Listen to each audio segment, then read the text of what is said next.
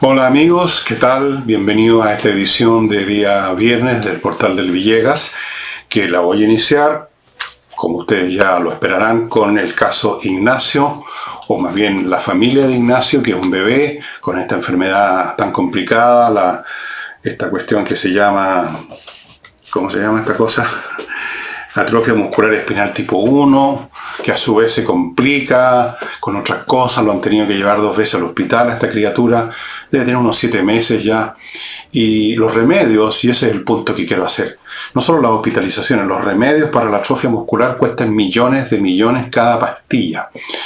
Por consiguiente, hay distintas iniciativas, incluyendo esta, para ayudar a la familia de Ignacio, el papá se llama Joaquín Ignacio, con dinero.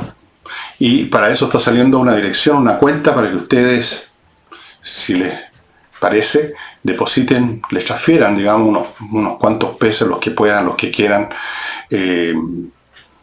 para que las cosas avancen. Pronto les voy a dar noticia de en qué está la situación de Ignacio. Por ahora todo está más o menos lo mismo. Y eso. No olviden a Ignacio. Segundo, mis libros. Ya la próxima semana les vamos a tener algunas noticias, pero mientras tanto, por si acaso, les recuerdo esto, que están todavía disponibles en un número decreciente, pero todavía quedan ejemplares. Insurrección, La Torre de Papel y Envejezca o Muérese, que no lo tengo aquí.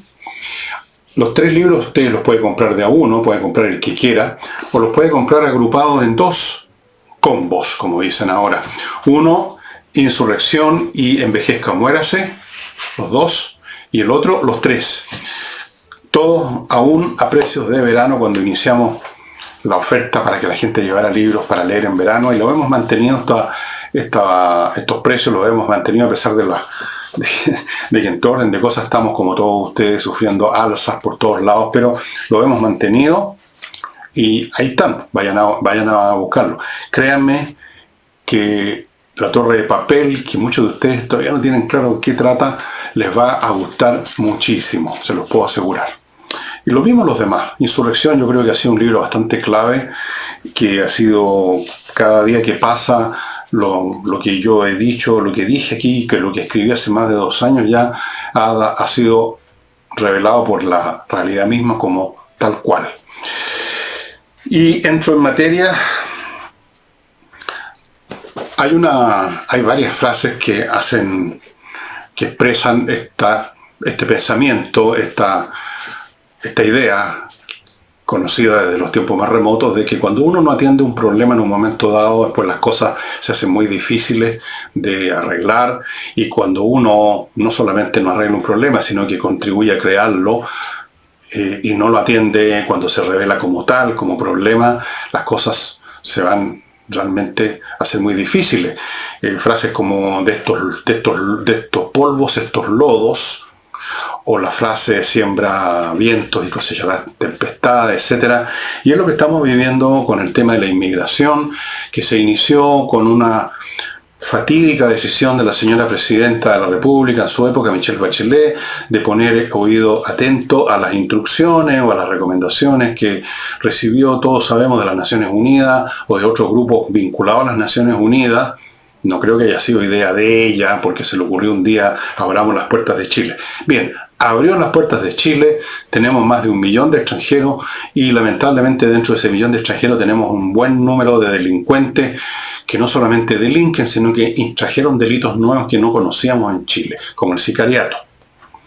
Este asunto no ha sido detenido, no se ha intentado detener, no solo eso, no se quiere detener, porque en la ideología de los genios resplandecientes del Frente Amplio y otros grupos de extrema izquierda, todos los seres humanos tenemos derecho a ir a donde se nos pare eso, y entrar así, sin documentos, sin que nos controlen, porque somos seres humanos y tenemos derechos humanos. Bueno, este asunto ya es caótico en todo el país, y ahora está tomando ribetes internacionales en el norte, donde todos los días llega mucha gente, y algunos de ellos intentan entrar a Perú, la frontera entre Chile y Perú. Uno camina para un lado y va a Perú, y por el otro va a Chile, obviamente. Y en Perú se tomaron medidas se tomaron medidas finalmente claras, definidas. Cuando empezó a entrar una turba de gente a Perú, llegó una unidad militar y los detuvo y los devolvió al sitio, a la tierra de nadie donde estaban. Y el gobierno peruano de Dina Boluarte decretó estado de emergencia en Tacna para, comillas, preservar el orden interno. Y el alcalde de Tacna, a su vez, dijo de frentón, calificó, sin mencionar su nombre, dijo el innombrable o algo así, lo calificó de un irresponsable. Y en todos los sentidos, digamos, que en Perú se pusieron firmes, tienen pelotas, algo que aquí en Chile no existe y no se quiere que exista tampoco. Tenemos un gobierno completo que simplemente se resiste a tomar medidas de verdad en esto como en otros temas y simplemente patea el tarro para más adelante, miente, inventa planes, inventa mesas de trabajo, coordinaciones, proyectos. La cosa es no hacer nada concreto físicamente hablando, terminando con esta inmigración o por lo menos controlándola de verdad. No se hace nada de todas esas cosas.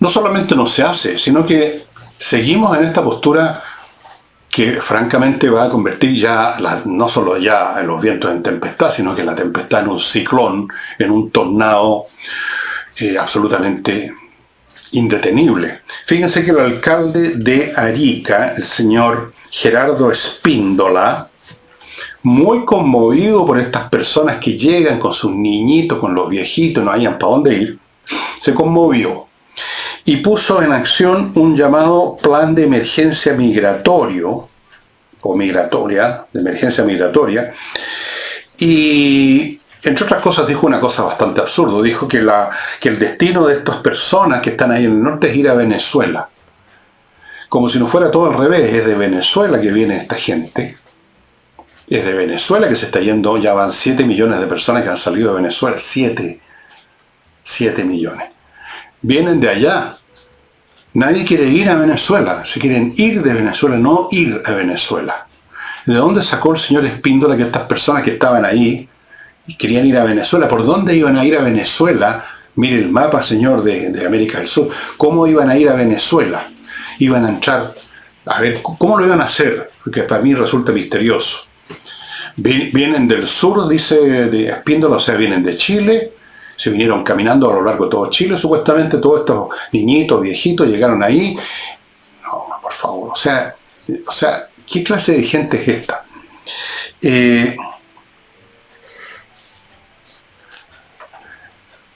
Y se ha hablado de razones humanitarias. El señor Espíndola ha hablado de razones humanitarias, la señora Toá ha hablado de razones humanitarias, todo el mundo habla de razones humanitarias, que los niños, que los viejos. Yo voy a decir algo que les va a resultar un poco duro quizás, pero que lamentablemente es así. Los estados nacionales no están para ser humanitarios, para tener emociones. Un individuo puede ser humanitario. Si quiere la señora Toá, por ejemplo, el señor Espíndola puede escoger a unas cuantas personas, viejitos y niñitos, y llevarlos a su casa, en una de esas. Los estados no pueden ser humanitarios, los estados no pueden tener emociones, los estados no son amigos de otros, los estados no son amorosos, los estados no son simpáticos. Los estados son para preservar el orden de una sociedad y una de las primeras cosas es preservar su frontera, en otras palabras, preservar el territorio donde ese estado, donde esa sociedad existe. Los estados incluso en muchas ocasiones tienen que ser, podríamos decir, completamente inhumanos. Por ejemplo, un estado que es amenazado por otro, como ocurrió con Ucrania con Rusia, que es invadido, que es atacado. Ese estado, si fuera humanitario, como el señor Espíndola, como la señora Toá y como toda esta gente, tendría que rendirse para que no muera nadie, para que nadie resulte herido. Rindámonos mejor. ¿Para qué vamos a ir a pelearnos, verdad? Rindámonos, que se apoderen de nosotros, que nos bajen los pantalones, que nos violen, que nos roben todo, pero que nadie pierda una gota de sangre. Eso sería quizá la postura humanitaria. hacer como Mahatma Gandhi, nos sentamos todos en el suelo, los ucranianos deberían haberse sentado en las calles esperando que llegaran los invasores rusos a toda Ucrania. Pero no es el caso, pues. Los estados no tienen esa concepción humanitaria y tampoco ninguna autoridad, incluso un municipio, puede ser humanitario. Tiene que ser eficiente, tiene que controlar el orden público y por último, si está pensando en términos humanitarios, piense en la humanidad y los derechos humanitarios de los habitantes de esa zona que está bajo la autoridad de ese dirigente político, de esa autoridad de gobierno. Si se trata de ser humanitario, sean humanitarios con los chilenos que ya han sufrido ataques y han sufrido la muerte o que la van a sufrir en los próximos días, semanas y meses. ¿Pero qué es esto de lo humanitario? Habló de un corredor humanitario. Bueno, si con corredor humanitario se refiere a crear una manera de que estas personas se vayan por otro lado, ok. Pero ¿para qué le cuelgan esta palabreja que ya se usa para el barrio, el fregado, lo humanitario, lo humano, los derechos humanos, el corredor humanitario, las actitudes humanas? A mí me suena todo eso de hipocresía en primer lugar, y en todo caso no tiene nada que ver con los deberes de un órgano público como es un Estado o un municipio. Humanitario. Nosotros, nadie en este país, incluso los más tontos que votaron por este gobierno, votaron por lo humanitario que son estas personas, son tan humanos, tienen una moral más alta, como decía Jackson, tenemos una ética superior. No, los que votaron por ellos pensaron que iban a gobernar mejor para el país en su conjunto como nación, como un ente colectivo llamado nación, llamado Chile. No lo hicieron por los sentimientos humanitarios de nadie. Pero hemos llegado a esa situación. ¿Cómo se va a resolver esto? ¿Cómo debiera resolverse? Bueno, yo creo que simplemente hay que terminar de una vez por todas, como están haciendo en Perú, con la inmigración. Punto. ¿Qué se hace con estas personas? Ese no es el problema de los estados, estimados amigos. Ese a lo mejor es un problema de la Cruz Roja, de algunas organizaciones de caridad, del Hogar de Cristo. Por último, se puede en la tierra de nadie instalar algún tipo de tiendas de campaña, un poco como han estado por años de años muchos palestinos en la zona del Medio Oriente. Pónganles letrinas, llévenles comida, llévenles agua, pero no pueden entrar al país simplemente. O al menos hay que regular estrictamente la entrada, pues. ¿Cómo es esto que entra cualquiera? Yo he visto videos de unos personajes, unos muchachones, vigorosos, nada de niñitos o viejitos enfermos, que vienen incluso riéndose, mofándose, nosotros vamos a hacer lo que queramos en Chile. Bueno, y es lo que están haciendo muchos de ellos.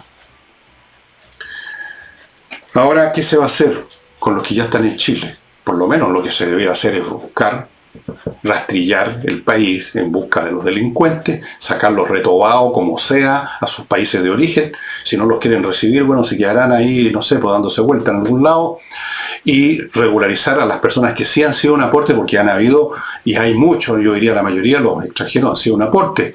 Todo chileno que salga a su casa a efectuar cualquier actividad comercial, a comprar algo o a recibir algo en su casa, sabe la cantidad de extranjeros que están haciendo funcionar esas actividades. Pero yo me estoy refiriendo a los muchos delincuentes que entran, y para eso hay que controlar. Hay que controlar nomás, pues. Pero no lo hacen. No solamente no lo hacen, no quieren hacerlo. Bien. Voy a seguir con esto porque hubo algunas declaraciones de la señora Toá, que no cesa de abrir la sanguchera. Debe ser porque está muy emocionada por su próxima boda. Entiendo que hay una boda en camino. Harry y Meghan, el Harry y Meghan chileno. Bueno, vamos a mi primer bloque, que lo inicio con Mr. Wood. Amigos, esta mueblería súper especial que tiene muebles realmente muy bonitos, muy bien hechos, con maderas tratadas para que no tengan ni una molécula de agua, de humedad que termina por deformar las maderas.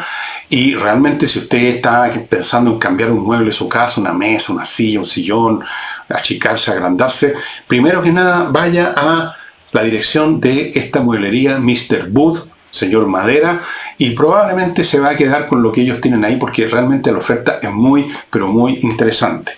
Continúo con, ya que estamos hablando de casas y cambiar muebles, a lo mejor usted quiere cambiar todo el entorno o parte importante de su casa. remodelar, en otras palabras, y para eso está Remodeling, una empresa con puros expertos. Aquí no se trata de un grupo de maestros chasquilla que se inventaron un nombre fantasía. Son arquitectos, son pintores profesionales, son expertos en tratamiento, cambio de pisos, qué sé yo, pasar de una cosa a otra, del parquet al estilo antiguo, que es el mejor, al piso flotante, o del piso flotante al parquet, o poner, qué sé yo, lo que sea. Todo eso también requiere expertise. Construir una mansarda para la casa, o sacar la que había, ampliar el jardín, disminuirlo, la terraza. Miles de cosas de remodelación con Remodeling. No se ponga en manos de cualquiera, porque las consecuencias son, como todos sabemos, cuando nos hemos puesto en manos de un chasquilla, bastante molestas. Las cosas quedan mal hechas y hay que hacerlo todo de nuevo. Sale lo barato, recuerde, sale caro. Continúo con compreoro.com, donde usted puede comprar eso, oro, también plata en lingotes, para tener una póliza de seguro, porque es algo que usted tiene en sus manos, no un valor que está en un banco, en una bolsa, sometida a los vaivenes del mercado. Usted lo tiene en su mano, usted lo lleva donde quiere, lo vende cuando quiere, y siempre van a haber compradores interesados en oro y plata.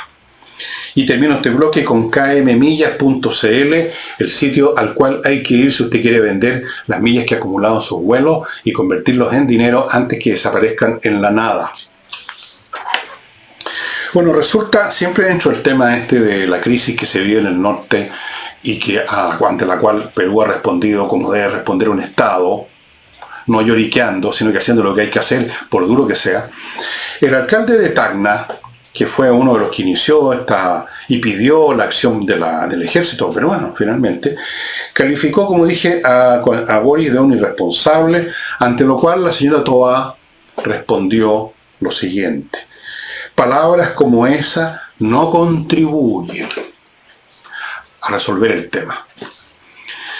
Abro paréntesis. ¿Qué les gusta a los políticos siempre usar el mismo vocabulario, ¿no? El mismo texto gramatical?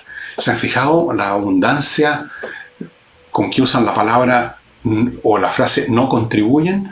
¿Se han fijado ustedes que cuando un político quiere decir que otro mintió, que es un mentiroso, no dicen usted mintió, sino que dicen lo que usted dijo no contribuye a la verdad? No contribuye. Ciútico, ciútica, señora, por favor, no contribuye. Y agregó, vivimos el tema de la migración con un sentido de responsabilidad.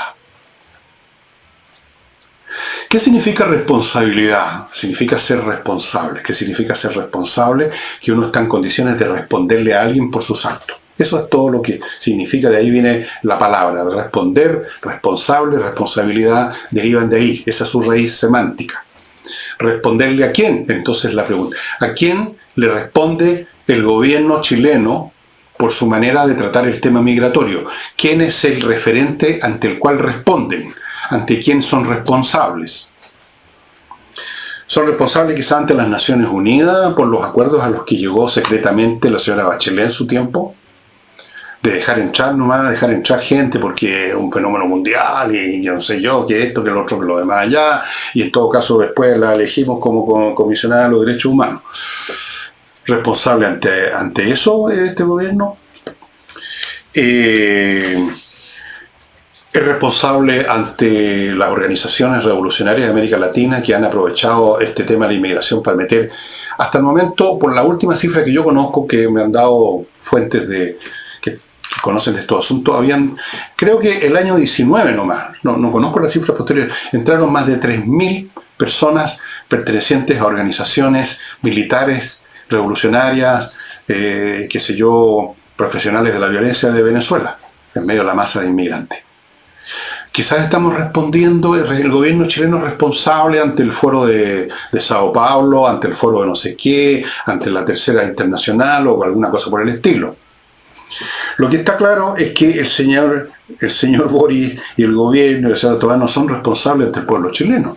No le están respondiendo al pueblo chileno, que está hasta la tusa con este fenómeno, que desea que se le ponga fin, y hay encuestas que lo dicen ya claramente, encuestas de opinión. La última que he visto, casi el 90% de los chilenos quiere que se ponga fin a la inmigración, porque ya hay suficiente, ya hay de más. Lo dice el canciller, no doña Juanita, fan Claveren, hemos llegado al límite de nuestra capacidad para absorber gente, eso lo comentamos unos días atrás. Y respecto, entre paréntesis, a lo del norte, dijo que esto aumenta la presión. O sea, aumenta la presión para que entre más gente a Chile. Porque eso es lo que va a terminar ocurriendo gracias a este concepto humanitario del señor Espíndola, del señor Bori, de la señora Toay y de todos los demás. Entonces, ya que no pueden entrar a Perú, pobrecitos, que entren a Chile. Vengan nomás, aquí los acogemos porque Chile es un país acogedor. Chile es un país acogedor. Yo usaría otra expresión para definir Chile. O más bien dicho, para definir este gobierno. Sí, pues la cuestión es ¿ante quién se responde, señora Toá? ¿Responsables ante quién? No ante los chilenos. Este gobierno no es responsable en nada ante los chilenos, ni siquiera ante quienes los votaron, quienes votaron por ellos. Este gobierno es responsable ante el Partido Comunista, es responsable ante las Naciones Unidas, es responsable ante funcionarios internacionales, es probablemente responsable ante el señor Soros, es responsable ante su ideología, es responsable ante sus idiotismos mentales, pero en ningún caso es responsable ante doña Juanita y a don Juanito. No es responsable ante Chile, y lo han demostrado en mil cosas, y en esto de la inmigración también. Así es que la señora Toá, palabras como esa no contribuyen. Yo diría, usted, el gobierno, no contribuye a la prosperidad, a la tranquilidad, a la paz de este país. Ustedes no han contribuido en nada. Ustedes son tóxicos. Y en fin, continuamos con los temas. Hay 2, 3 o 4 personajes de la política chilena, congresales, cuyos nombres no me interesó anotar porque ya se me producen, me salen grano cuando pienso en este tipo de gente, que llamaron a votar nulo en las elecciones del 7 de mayo por toda clase de razones.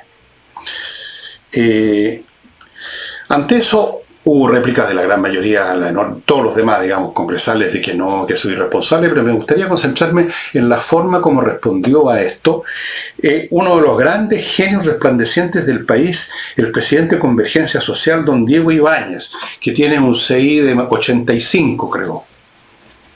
Dijo que votar nulo, escuchen bien, era regalarle la elección a los actores más acomodados. ¡Qué horror! ¿Eh? Que haya sectores acomodados, eso es pecaminoso. Porque son los más disciplinados. Partamos por ahí porque la frase continúa. En primer lugar, los sectores más acomodados. No cuesta mucho darse cuenta el tono con que está dicho esto. Los sectores más acomodados, como quien dice, los leprosos, los delincuentes, los fascinerosos, los sectores más acomodados, los ricos, los explotadores. Hay ahí, latiendo apenas un poquito bajo la superficie de las palabras, el resentimiento del señor Ibáñez ante los sectores acomodados. Y le van a dar un gustito. Le van a dar un gustito, dijo, a los sectores más acomodados. O sea, es malo que existan los sectores acomodados, que ya son un personaje siniestro, sospechoso. Y además, si ellos votan por candidatos que no van a ser partidarios de las reformas que pretende seguramente el señor Ibáñez, entonces para eso es un gustito, o sea, otra cosa diminutiva, otra cosa peyorativa. Los sectores acomodados que no les gustan al señor Ibáñez se van a dar un gustito. Aquí lo que se trataron de dar un gustito, señor Ibáñez, a ver si lo entiende a pesar de su bajo coeficiente intelectual, fue usted y toda la izquierda que se trataron de dar un gustito con la proposición anterior, pero además, como no son muy inteligentes, se lo trataron de dar de una forma tan burda, tan extrema, tan de caricatura, que el país les hizo una tapa gigante. Ustedes trataron de darse un gustito. Trataron de darse un gustito en todo, en los temas de los pueblos, de los llamados pueblos originarios, en los temas de ambientales, los cuales no tienen ni idea, porque ustedes son ignorantes en materia de ciencias físicas, en todos los temas que tengan que ver con el medio ambiente, con geografía, con temas de climáticos, no dan ni idea, repiten consignas. Se trataron de dar un gustito en todo, se metieron una bandera chilena por el poto. No querían cantar la canción nacional, querían desmembrar el país. Eso es querer darse un gustito. Y el país les hizo tapa. Pero los sectores acomodados, cuidado, que van a darse un gustito. Segunda cosa, los sectores acomodados nunca han sido disciplinados. ¿Cuál es la disciplina de los sectores acomodados acá? Cuando muchos de ellos se van a la segunda vivienda, no votan, les da flojera. Todo lo contrario, aquí los únicos disciplinados, bueno, en algún grado, no digo que total, son las izquierdas. Un gustito para que escriban la Constitución. Y entonces puso como ejemplo las cosas horribles que implica ese gustito de los sectores acomodados. Agua privatizada, siguen las AFP, el litio en manos de los privados, puras cosas horribles.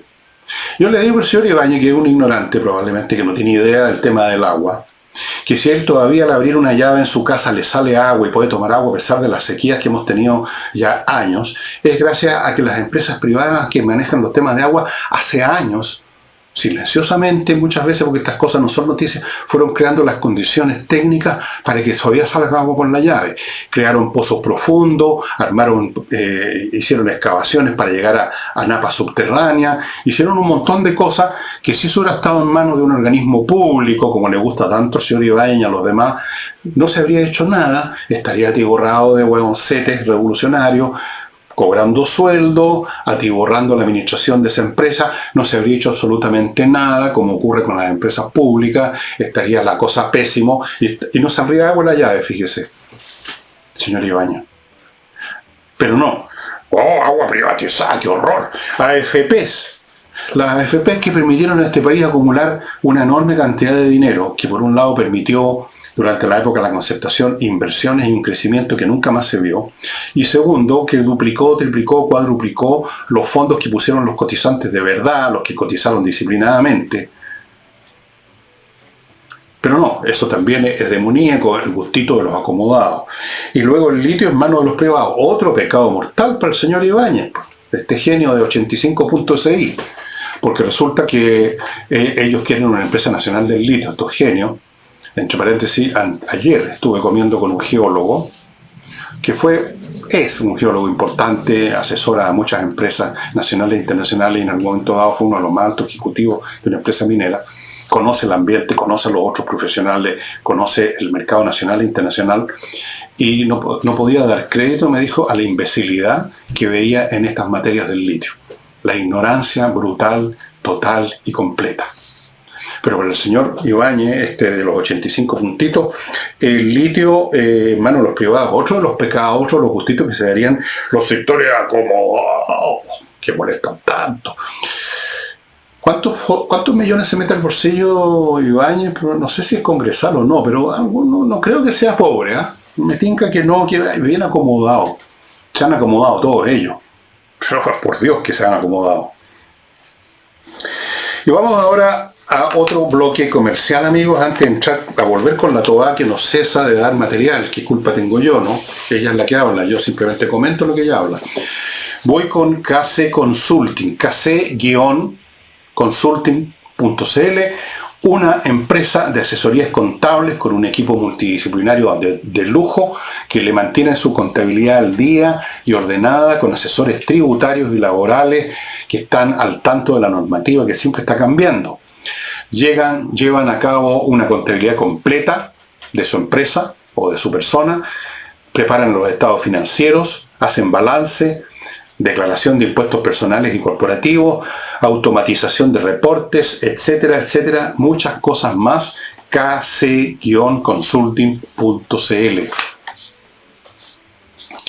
Continúo con plan de emergencia edificios.cl. Recuerden que hay una ley de copropiedad, la 21442, que obliga a que haya un plan de emergencia en todo condominio, en todo edificio, y que sea repartido entre los habitantes de esos lugares para que sepan qué hacer en caso de un desastre, tal como un terremoto, un incendio, un tsunami, o lo que sea, la guerra mundial, lo que sea.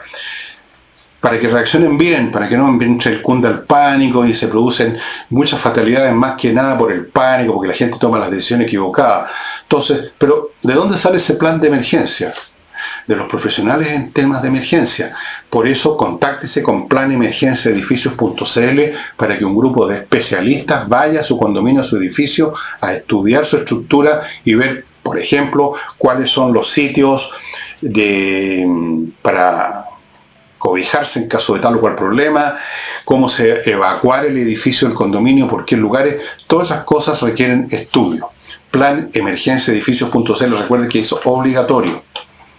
Continúo con Edisur, la editorial chilena que solamente publica libros de interés de autores importantes, que imprime libros a pedido. Si usted no encuentra un determinado libro en la librería porque no se ha publicado hace mucho tiempo, en las editoriales de repente dejan de publicar un libro, es posible que lo tengan en su stock en Edisur y se lo pueden imprimir. El libro, como este por ejemplo que les estoy mostrando, me lo imprimieron a mí. Sherlock Holmes, Memorias de Sherlock Holmes, con un montón de historias de ese famoso detective un poquitito botado a macanudo, pero súper inteligente. Y termino este bloque con inviertaenusa.cl, la empresa que lo lleva de la mano para invertir en bienes inmobiliarios en Estados Unidos, partiendo con una oferta muy grande tienen un portafolio tremendo de opciones, por si usted no tiene claro dónde invertir en Estados Unidos. Ahí le van a ofrecer múltiples opciones inmobiliarias.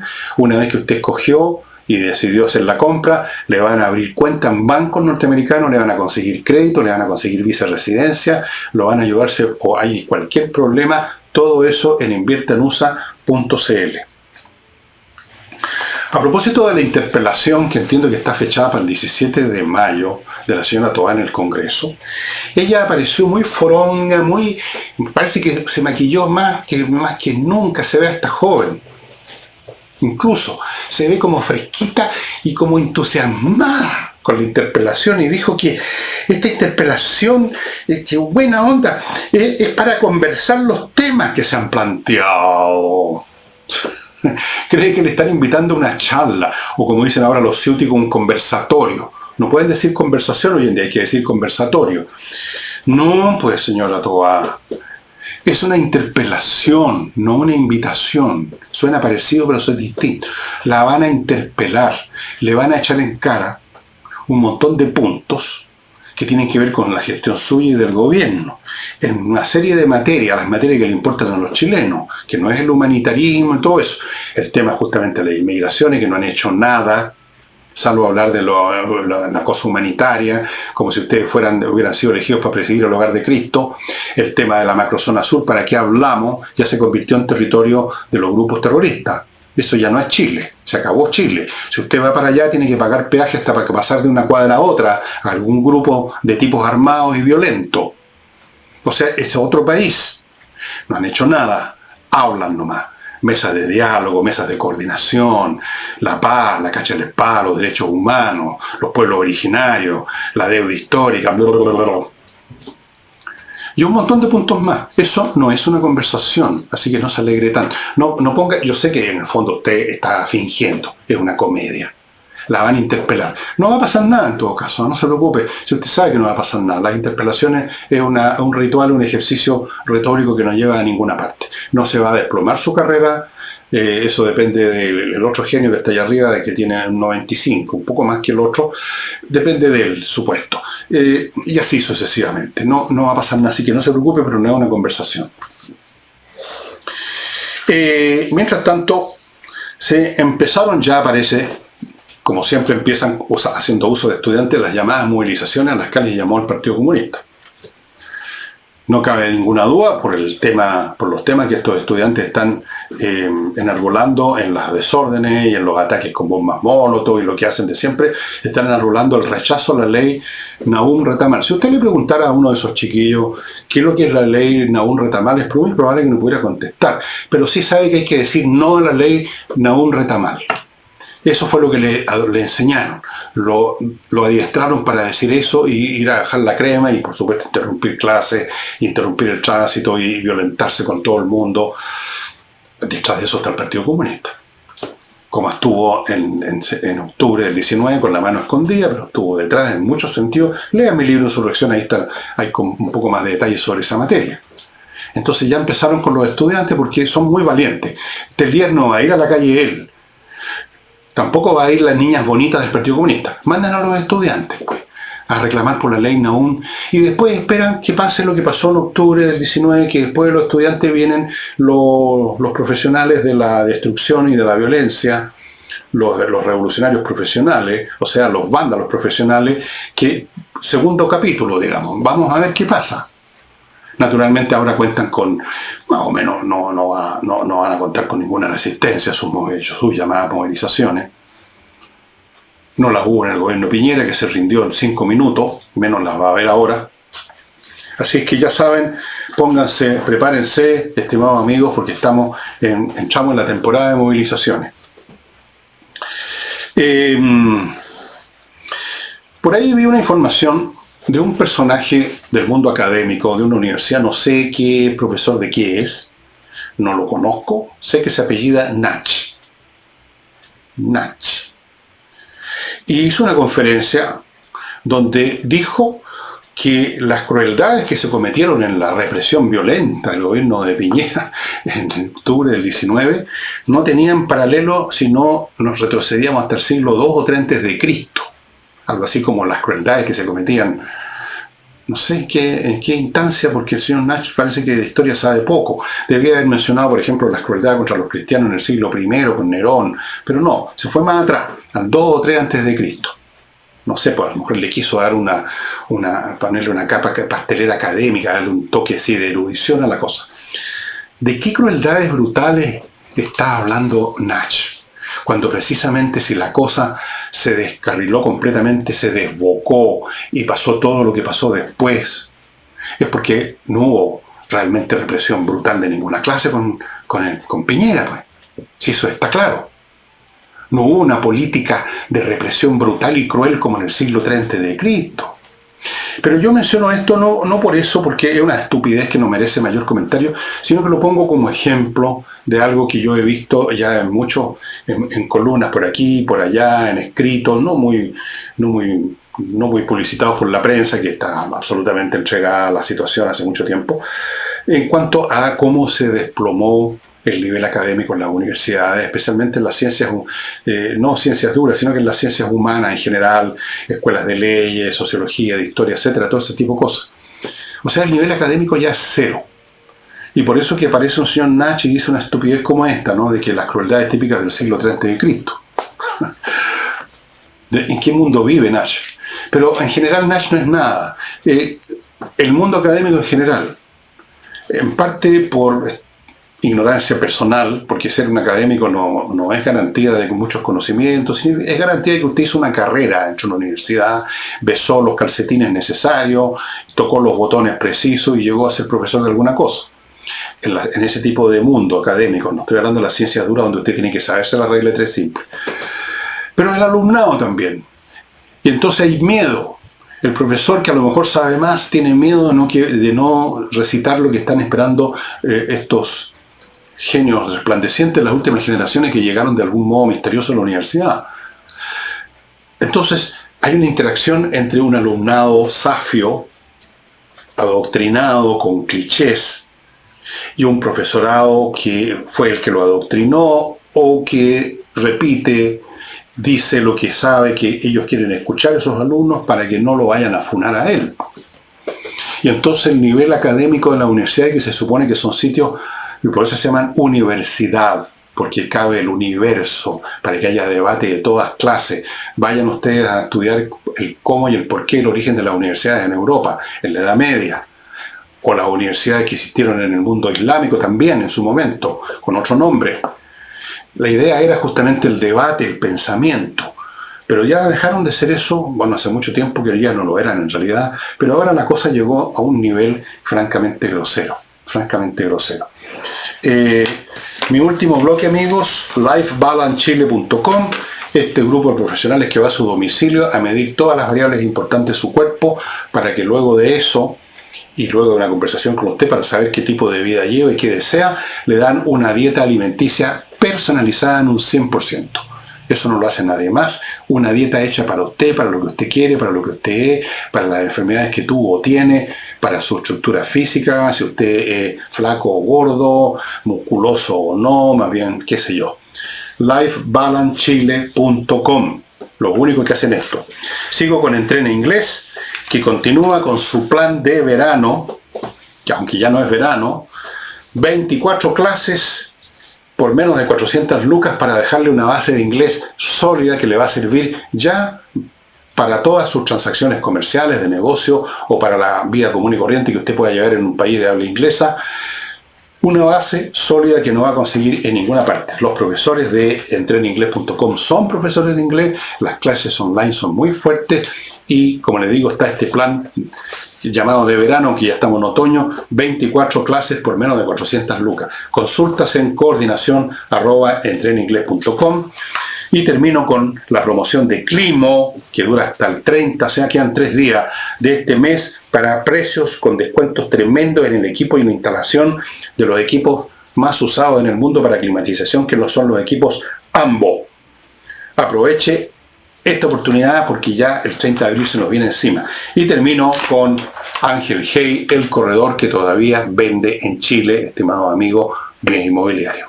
Cosa bien difícil, como muy bien lo saben los que quieren vender y de repente van a donde un corredor y el corredor lo tiene meses el asunto, porque lo único que hizo fue publicar un anuncio en el diario.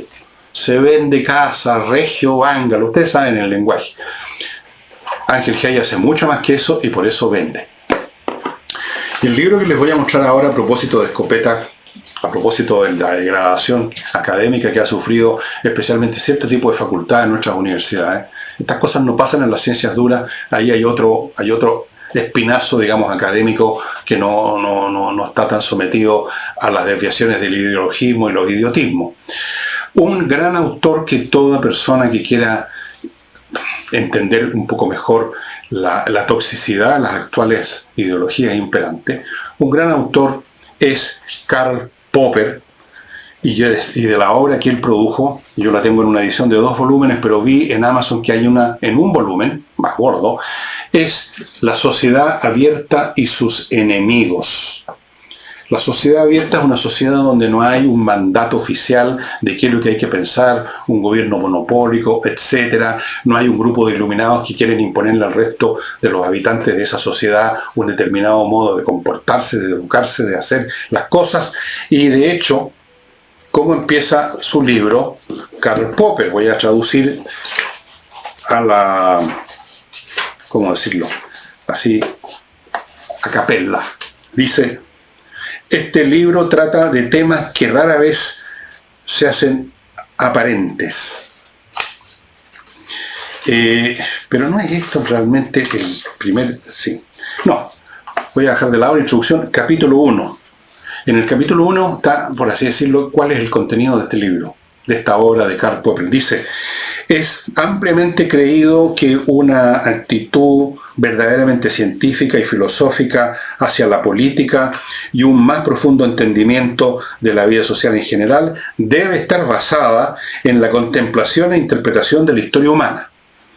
Mientras el hombre ordinario toma las situaciones de su vida y la importancia de sus experiencias personales y las pequeñas luchas que tienen que enfrentar como algo que está ahí, que está presente, se dice que el cientista social o el filósofo tiene que ver las cosas desde un plano más elevado. Él ve a los individuos como peones, como algo, como un instrumento insignificante en el desarrollo general de la humanidad.